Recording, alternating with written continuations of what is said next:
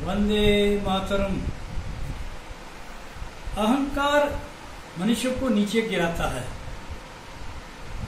एक बार चीन के संत लाओ त्से अपने शिष्यों के साथ एक जंगल से गुजर रहे थे।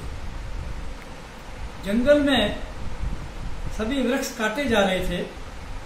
उनमें से एक वृक्ष को कोई नहीं काट रहा था। शिष्यों ने लाओ त्से से पूछा कि महाराज इसका क्या कारण है। लाओ त्से के कहने पर एक शिष्य लकड़हारों के पास गया और उनसे प्रश्न किया कि तुम इस पेड़ को क्यों नहीं काट रहे हो। तब लकड़हारों ने कहा कि एक तो इसकी लकड़ी बिल्कुल बेकार है, दूसरा इसको अगर जलाएंगे भी तो बहुत सा धुआं देगी, इसके पत्ते भी बहुत कड़वे हैं, इसलिए इस वृक्ष को काटने का कोई अर्थ नहीं है।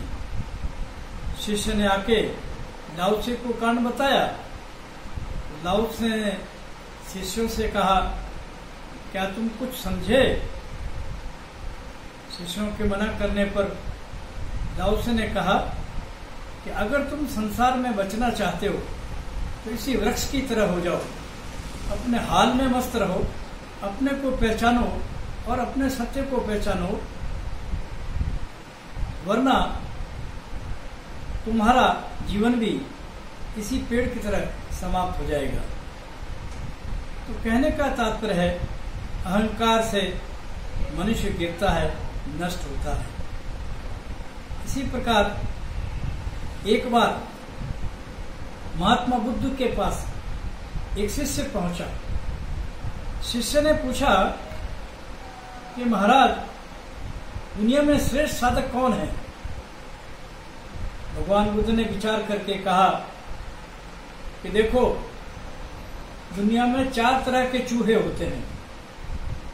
एक चूहा जो बिल खोदता है लेकिन उसमें रहता नहीं है।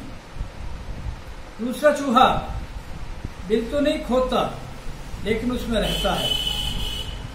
तीसरा चूहा बिल भी खोदता है और उसमें रहता भी है। और चौथा चूहा न तो बिल खोदता है और न उसमें रहता है। कुछ समझे। शिष्य के इनकार करने पर बुद्ध ने कहा कि एक बुद्ध ने कहा, ज्ञानार्थी ज्ञान प्राप्त तो करता है लेकिन उस पर अमल नहीं करता। दूसरा साधक ज्ञान तो नहीं जानता लेकिन वो अपना सत्यवादी जीवन, सिद्धांतों वाला जीवन बिताता है। एक साधक ज्ञान भी प्राप्त करता है और उस पर अमल भी करता है। और चौथा साधक न तो ज्ञान प्राप्त करता है और न ज्ञान युक्त जीवन जीता है। अब तुम ही निर्णय करो, इन चारों में से सर्वश्रेष्ठ साधक कौन है। तो इस प्रकार से हमें इन संत की कथाओं से जीवन में बहुत कुछ सीखने को मिलता है। इसी तरह की एक छोटी सी कहानी और सुनिए। एक लकड़हारा जंगल से लकड़ियां काट करके ले जाया करता था, लेकिन एक बहुत बड़े पेड़ को वह छोड़ देता था। एक बार उसने उस वृक्ष को काटने का प्रयत्न किया, कुल्हाड़ी चलाई, लेकिन पेड़ को कुछ नहीं हुआ। फिर कभी कभी वो काटने की कोशिश करता तो कभी बिगड़ा सांड दौड़ता उसकी तरफ, कभी बड़ा अजगर सामने आ जाता और कभी कभी और भी उपद्रव उसके सामने आ जाते।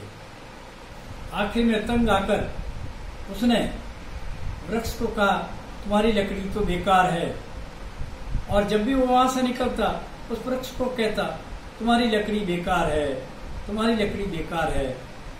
आखिर एक दिन वृक्ष से रहा नहीं गया, उसने कहा कि अरे लकड़हारे, मुझे तुम्हारे मूल्यांकन की आवश्यकता नहीं है।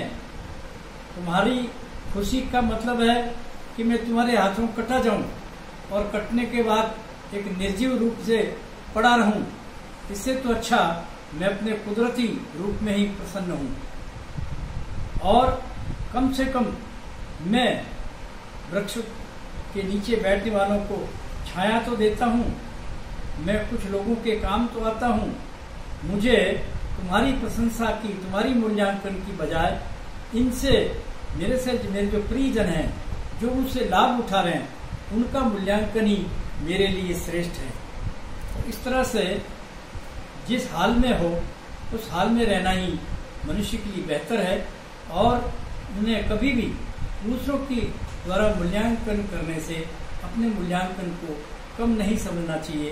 अपने कुदरती जीवन में ही जीवना उनके लिए ज़्यादा संतोषजनक रहता है। आज बस इतना ही, कल फिर मिलेंगे।